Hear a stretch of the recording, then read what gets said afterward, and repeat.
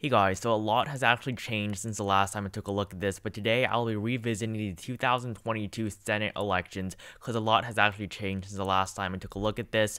But Democrats, they currently control the Senate. They have 50 seats, Republicans have 50, but Democrats have the vice presidency, so they break all the ties in their favor. So Democrats control the Senate, and that they want to continue controlling the Senate after 2022, they have to win every single seat that they have. If they can gain seats, but their net gain has to be 0 or higher. For the Republicans, they have to gain just one seat. As long as they flip one race in 2022, they'll win control of the Senate back. So Democrats, they are not in any sort of advantage here. It's 50-50. So I'm going to start off by filling in the solid states for the Democratic Party. You have all the West Coast. California, you have the re-election of Alex Padilla, who's appointed, so we'll see if he wins their primary there, but it's going to be a Democrat no matter what. California is not going to elect a Republican. Hawaii as well in these northeastern states, and I'm not going to, give New Hampshire a solid or even likely to the Democrats, and I'll visit that in just a few moments. But I do also have another race in Illinois. I believe this is Tammy Duckworth. If not Tammy Duckworth, then it's Dick Durbin. I'm not sure exactly which one's up for re-election in 2022, but they're both popular Democrats in Illinois. And then finally, you have Colorado, which is going to be likely for the Democrats. This is Michael Bennett's seat. There's no way that he loses, but he's not exactly the best candidate ever. He's a little bit boring, but Colorado is going to be a Democratic seat. Now this gives the Democrats 46, and filling in the solid Republican states, Idaho, Utah, all these seats are not going to go to a Democrat anytime soon. Alabama as well, even though there is a retiree here. So a Republican is retiring in Alabama, but no matter what, it's going to go red. Kentucky, Indiana as well. South Carolina, this is Tim Scott's seat. I expect him to do better, a lot better than Lindsey Graham, and win it with a solid margin because Senate candidates a lot of times do better than presidential candidates unless they're just bad Senate candidates. These Senate candidates, they have a lot of a better connection to voters in a state. That's why, you have Democrats like Joe Manchin, who got elected in West Virginia in 2018 after Trump won it by over 30 points. So, these sort of local races are a lot better for candidates that typically would lose on the national level in some of these states, but you now have Republicans at 42 to Democrats at 46. Now, there are definitely some states that I think Republicans will definitely win, starting off with Florida. This is going to be lean. I'm going to categorize it as lean for right now for Marco Rubio. He's a strong candidate in Florida. He really is a strong candidate for this state. I really think that he has a very good chance of winning. You really cannot see a Democrat flipping it. He won his last election by 8%. I think it'll be a little bit smaller this time, but, still a victory for Marco Rubio in a state that's been traditionally pretty close in recent elections. So this gives the Republicans now 43 seats. Another one, Alaska. It's going to be likely. I think it's going to go to Lisa Murkowski, although a Republican might challenge her. But in 2010, she won a writing campaign. She literally was not on the ballot, and everyone who voted for her had to physically write their names onto the ballot. And there's ranked choice voting there as well, which I think would benefit Lisa Murkowski. And I do think that she would win in Arizona no matter what. It's not going to be likely because politics is different in the state of Alaska. If you look at, Republicans have the highest chance, but it's not followed by Democrats. It's followed by an independent. So politics definitely different there in the state of Alaska, which is why right now it's not going to be solid because there's just going to be so many candidates running that it's going to be really hard for her to win by over 15%. So this gives the Republicans now 44. Another seat is in Missouri. So this is Roy Blunt's seat right now. He is retiring in 2022 after, I believe, 1-2 decades in the Senate. So an all right amount of time. But Roy Blunt is retiring from the Senate seat in the state of Missouri. And I'm giving this as a likely seat right now just because these candidates, they are Trump supporters, and one of them, I believe it's Eric Greitens. He was the one that had the issue with the whole sexual misconduct, I believe 2 years ago, which is why he had to resign as governor of Missouri. So he's one of the front runners for the Republican primary there, which is why I'm putting this race as likely. I think definitely Republicans may face some troubles because Donald Trump didn't exactly win this state by the largest of margins for a Republican, but still 45 seats now. There's no way Missouri is going to go blue, even though Roy Blunt is retiring. Another state I want to take a look at is the state of Iowa. I'm going to put Iowa right now as a likely seat, because you do have here in the state of Iowa, if I can find it somewhere, so in Iowa 2022, you have Chuck Grassley. So Chuck Grassley, he was the president pro temp, which is basically the senior most senator from the party that's in charge. But in 2022, he will be pretty old. He'll be almost 90 years old, and he'll be, well in his 90s if he runs and wins. And if he runs, he will win. Chuck Grassley will win re-election. He's very popular in Iowa, but if it's not him, it will be his grandson, Pat Grassley, who I don't think will be as strong of a candidate as his grandfather. He's been there for, decades. So in the state of Iowa, it's going to go to a Republican. And I think that if either Chuck or Pat run for the Republicans, I think it's at least going to be a likely margin. If it's Chuck Grassley, it's definitely going to be solid. So right now, I'm going to fill in Iowa as a likely state, and this ties up the Democrats and the Republicans, now both at 46 seats each. One more state for the Democrats, Nevada. This is Catherine Cortez Masto's seat. I think she's going to win.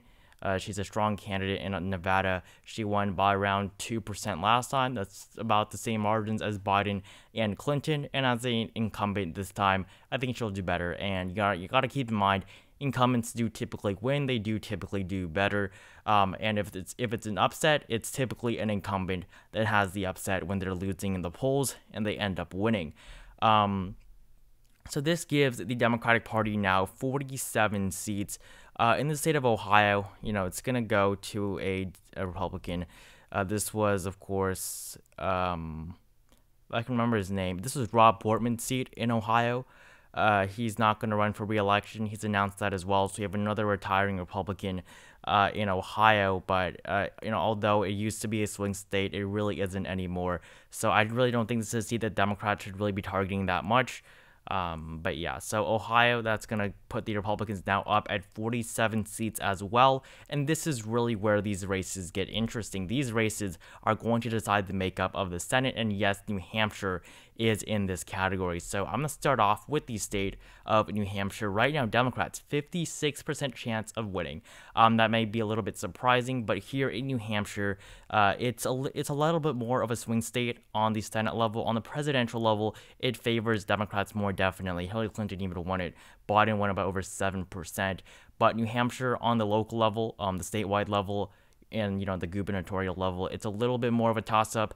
And 2022, you have incumbent Senator, what's her name? Maggie Hassan. So she's the incumbent in New Hampshire. She's serving alongside Jeanne Shaheen, who just won with a 15% margin in 2020.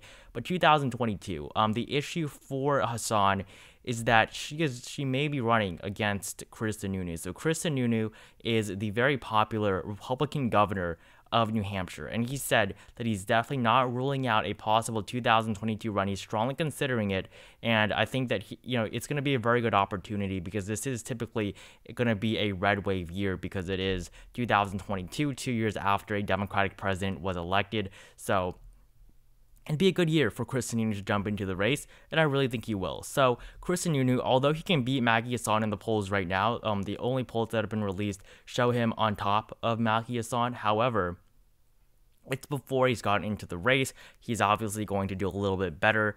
When you're not really in the race, you typically do better than if you are, because you'll get attacked and stuff like that. While Maggie Hassan, she's already the senator, and she's already going to run for re-election. And she is incumbent. And Chris Sununu didn't even beat her by that much, 2% in a poll. So I would put this as a tilt Democratic state. I think it's going to be a very tough race for Maggie Hassan, but I think as the incumbent, she does definitely have the edge. Incumbents, they do come in with the advantage just right off the bat. In New Hampshire, it is more of a Democratic state than it is a Republican state, definitely, which is why I'm going to give Maggie Hassan her seat in New Hampshire. I'm going to say that she's going to win re-election, and this puts Democrats up at 48. The next race I want to look at is not New Hampshire. The next race is Georgia. So in Georgia, you of course have Raphael Warnock. He won re-election, or not won re-election. He won the Senate special election on January 5th, 2021, earlier this year. He of course beat Kelly Loeffler by over 2% in the state of Georgia. This of course was to say that Biden won by 0.25%. So Raphael Warnock, I think that he's definitely a strong candidate in Georgia. It's going to be a close race, no doubt about that. For the Georgia Senate Republican nomination, you have Doug Collins in first. If you don't remember him, he, of course, was the one that caused that runoff. So you had Kelly Loeffler running against Raphael Warnock, but since Kelly Loeffler was appointed, typically senators who are appointed, they have someone run against them. So Doug Collins was another Republican that split a ticket with Kelly Loeffler, which is why Doug Collins came in third, and he made that runoff happen between Loeffler and Warnock. So this time around, he seems to be the favorite. He's followed by Herschel Walker, who is polling right now the best against Raphael Warnock. But again, that's because he really hasn't been into politics that much. He is a former NFL player. You have Vernon Jones, and then you have your two friends, Kelly Loeffler and David Perdue, if you remember them, the two Senate Republicans that lost the Republicans the Senate earlier this year. I don't think Republicans want to go back to those two guys, especially Kelly Loeffler. She has no chance. She decided to not vote against delegitimizing the Electoral College votes after she lost in 2021. There's no way Kelly Loeffler is going to win the GOP nomination. And you have, Brian Kemp, who's just in there for some reason, who, I'm not really even sure if he can actually win a re-election in 2022 against Stacey Abrams. So that's going to be a challenge. But right now, it seems Doug Collins is the clear favorite. I think he'll be a strong candidate. But I think Raphael Warnock, as an incumbent, as a Democrat in a state that is, I think, a little bit more blue at this point, to be honest, I think that Raphael Warnock will inch out a really narrow win there in the state of Georgia.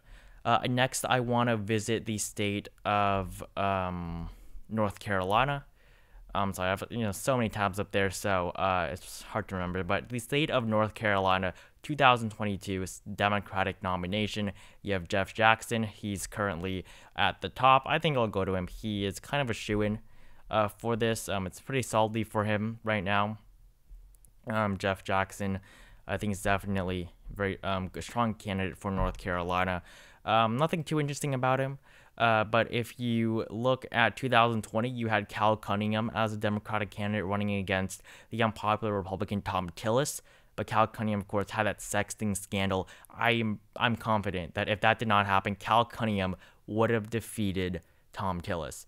And Cal Cunningham is never going to be nominated for anything ever again. He's complete disappointment to the Democratic Party, to everybody that supported him. And, he had to choose that time to get involved in a scandal and, get divorced on the campaign trail as well. So he lost against a pretty weak Republican Tom Tillis in North Carolina. But I think that for the Democrats, Jeff Jackson will be a good candidate in a state that is consistently moving to the left. And he'll be running against most likely Laura Trump. I think Laura Trump will be the nominee. I don't think it'll be Mark Walker. I think that with Trump's support, I highly doubt Donald Trump is not going to support Laura Trump. I think with Donald Trump supporting Laura Trump, he can, she can cross the line, because Mark Walker, he's another Trump Republican, but I think Trump has more influence than him in this race right now. And if you don't know who Laura Trump is, she is the wife of Eric Trump. And if you ever got those ads, to sign Donald Trump's Christmas card or birthday card, that was Laura Trump in those videos. So she was a big person in Trump's campaigns. Laura Trump, I think she definitely has a very good chance at winning the GOP nomination. But if she wins it, she's not going to win. I really can't see Laura Trump being a senator. That's just unrealistic. I think Jeff Jackson will beat Laura Trump, who I think will hurt the Republican Party, which is why I'm putting North Carolina as a tilt state for her, for him, Jeff Jackson in North Carolina. So that's 50 seats right now for the Democratic Party, and there are a couple more races I want to go over, starting off with Arizona. That's going to be another state that I'm going to have to give to the Democrats. I think that with Mark Kelly here, he is a strong candidate in Arizona. He did better than Kyrsten Sinema against Martha McSally. Martha McSally handed the Democratic Party 2 races against Sinema and Kelly in 2020. Kelly won a special election, which is why he's up for re-election again, just like Raphael Warnock. But in the state of Arizona, Mark Kelly is definitely the stronger of the two. And I think that he'll win re-election. It's not going to be a huge margin, but I think as an incumbent in Arizona, I think he will do well there, definitely. So that gives Democrats 51 seats. The next state I want to look at is Pennsylvania, which I'm not even going to put as tilt. I think it can be a lean state. I think Pennsylvania can definitely be a lean state. The Republican primary there right now is just so many candidates. No candidate has even over a 13% chance of winning right now. But on the Democratic side, they seem to have chosen a candidate, and that is John Fetterman, lieutenant governor right now to Tom Wolf in Pennsylvania. He's very, very popular there. I think that he is definitely going to be a blessing to the Democratic Party, if nothing bad happens to him. But John Fetterman, very good candidate, has been on top this whole time. You can look at the comments down here. I mean, he is, it's going to be him, and he is a very popular candidate. So I think definitely this is going to help the Democrats. And just look at the Democrats' chances. They have a 62% chance of flipping this. So this, of course, was Pat Toomey's seat. Pat Toomey currently holds it, but he is going to retire in 2022, which is why you have John Fetterman, who's trying to run for this. I think he definitely has a very good chance, and there'll be a GOP primary there as well. So this gives Democrats 52 seats, and the final seat is in Wisconsin, which I will give to the Republican Party. I think Republicans will hold on to Wisconsin. That's under one condition, and that is that Ron Johnson runs for re-election. If Ron Johnson does not run for re-election, I'm going to put it as blue. But right now, Ron Johnson is expected to run for re-election. If you look at the chances here, Ron Johnson 55. So the reason why this speculation is because in 2016, when he ran for re-election, his second term, he announced that he would not be running for another third term in 2022. He has since then taken those words back, which is why there's speculation as to whether or not he will retire. He's not that old. He's in his 60s, 70s.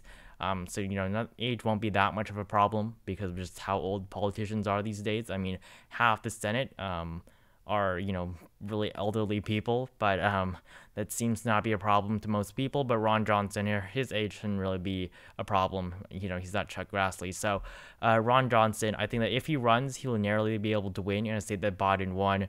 Wisconsin is a little bit more conservative than those other two, and that's what you saw in the 2020 presidential election.